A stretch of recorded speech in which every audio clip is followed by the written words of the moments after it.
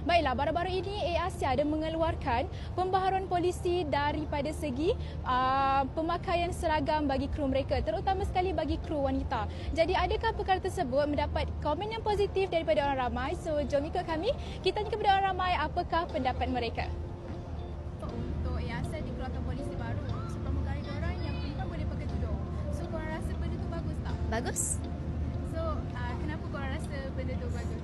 sebab dia dalam penerbangan lain ASEAN nombor 1 lah kan yang buat dia orang pakai dia punya pramugari boleh pakai tudung. So macam bagus lah untuk yang mana yang Muslim nak join untuk depa untuk join pramugari tu.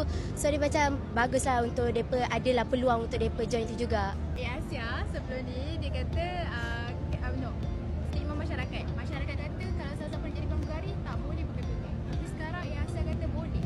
So benda tu korang rasa ubah tak pandangan masyarakat? Ubah lah sebab ASEAN dia dah keluarkan statement baru untuk dia orang pakai tudung start bulan puasa kan. So macam dia rasa je ubah. Alright, okay, thank you so much. Terima kasih.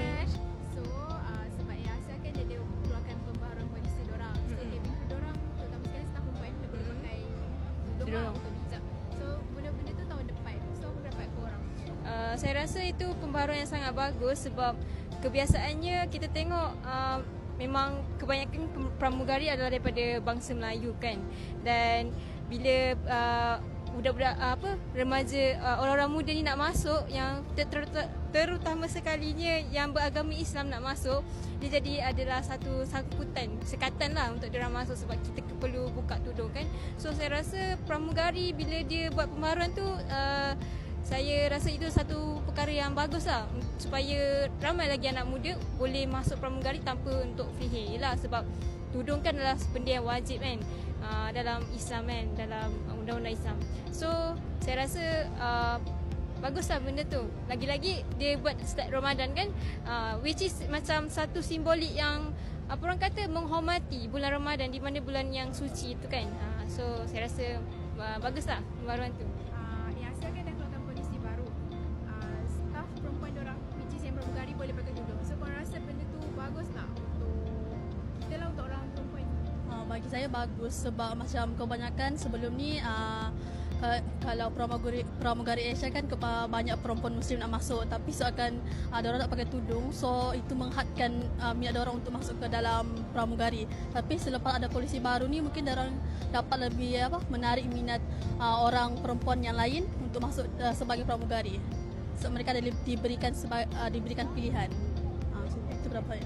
So, korang rasa adakah benda tu mengubah stigma masyarakat? Sebab masyarakat akan kata kan tak boleh pakai tudung, tapi sebenarnya sekarang dah boleh. Itu mengubah stigma masyarakat.